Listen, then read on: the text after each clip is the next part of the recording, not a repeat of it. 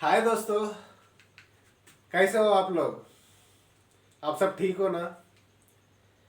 मैं जैसे बोला ना पहले, मैं यूट्यूब में वीडियोस अपलोड करता रहूँगा। आज मैं ये वीडियो अपलोड कर रहा हूँ क्वाड्रेटिक इक्वेशंस का बेसिक्स। क्वाड्रेटिक इक्वेशंस,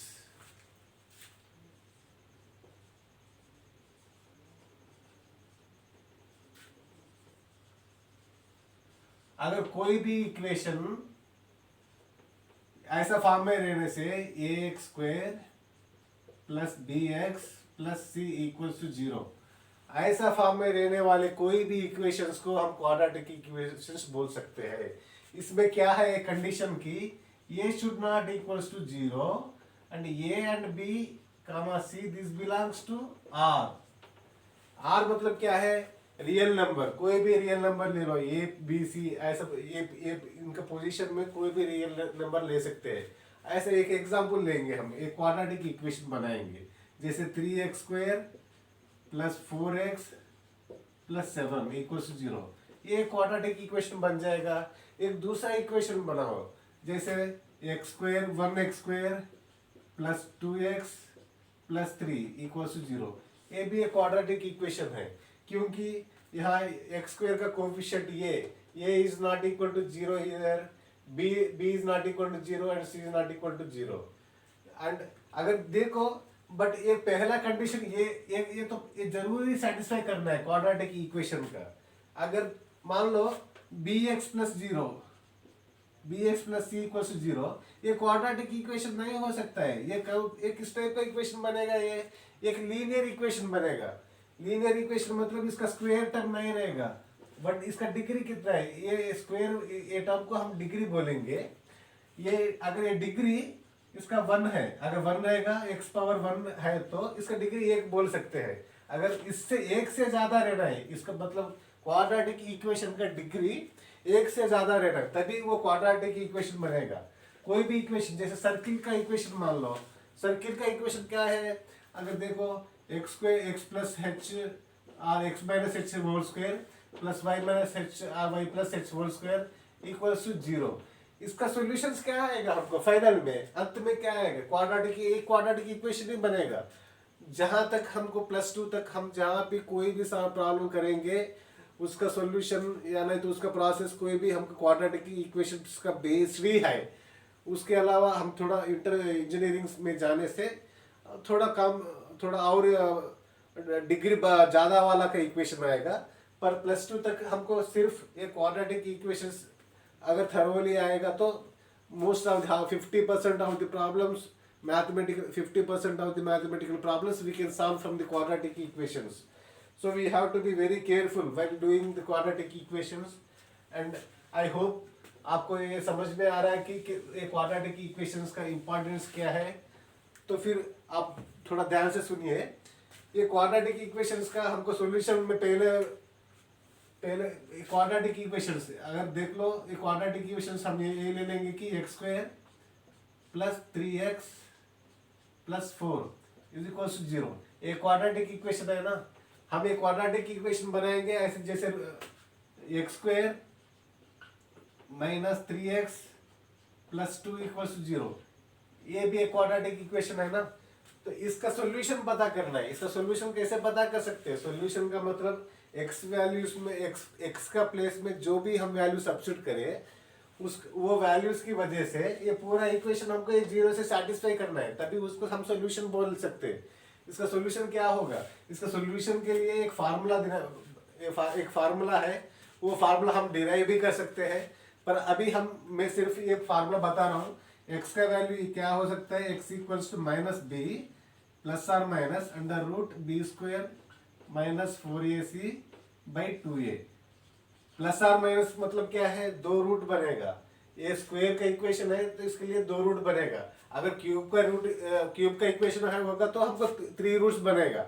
अगर चार का अगर पावर 4 का है और उससे एक इक्वेशन बना रहा है तो उससे कितना रूट्स बनेगा, हमको 4 रूट्स बनेगा। अगर पावर में 5 है तो कितना रूट्स बनेगा, हमको 5 रूट्स बनेगा।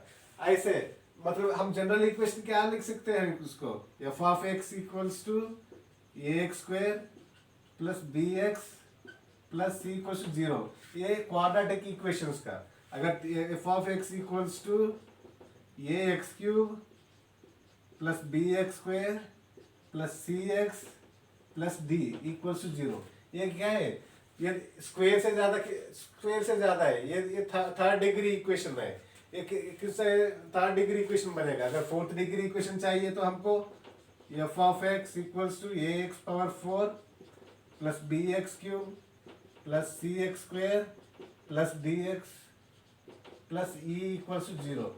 ये कितना डिग्री का है? ये फोर्थ ऑर्डर इक्वेशन बन रहा है हमको। ऐसे हमको ऐसे जितना भी कोई भी डिग्री का इक्वेशन ऐसे बना सकते हैं। अगर क्वाड्रेटिक, इससे हमको क्या, ये फोर्थ डिग्री इक्वेशन है, इसको हम कैसे कन्वर्ट करेंगे? फिर क्वाड्रेटिक इक्वेशन में कन्वर्ट करेंगे।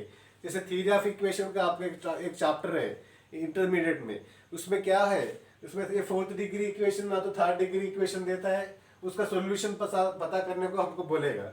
तो उसका सोल्यूशन कैसे पता करेंगे हम? ये थर्ड डिग्री या फोर्थ डिग्री इक्वेशन को पहले हम सेकंड डिग्री इक्वेशन में कन्वर्ट करेंगे और उसके बाद उसका सोल्यूशन पता करेंगे। अगर फोर्थ डिग्री इक्वेशन हमको सेकंड डिग्री कन्वर्ट करना है तो दो डिग्री हमको पहले पता कर लेंगे, फिर उसके हिसाब से हम उसको सोल्यूशन, हम इससे प्रॉब्लम करें तो फिर उसके बाद हमको 2 डिग्री का आएगा। वो मैं आपको थियरी ऑफ इक्वेशंस में मैं बताऊंगा। मैं फिर अभी जस्ट मैं एक आइडिया दे रहा हूँ कि कैसे इक्वेशंस बन रहा है। सेकंड डिग्री इक्वेशंस में x square plus b x plus c equals zero हो रहा है। थर्ड डिग्री में x cube plus b x square ऐसे ये हो रहा है। फोर्थ डिग्री में x power plus b x cube plus c x square, ये 4 से शुरू हो रहा है फोर्थ डिग्री में। थर्ड डिग्री में 3 से शुरू हो रहा है और सेकंड डिग्री में 2 से शुरू हो रहा है। तो फिर अभी इसका रूट्स आपको तो पता है ना, सेकंड डिग्री इक्वेशन का रूट तो पता कर लिया। एक रूट तो है सेकंड डिग्री इक्वेशन का, एक रूट क्या है, उसको हम अल्फा ले लो, तो फिर उसको एक रूट क्या होगा, minus b plus under root b square minus 4ac by 2a।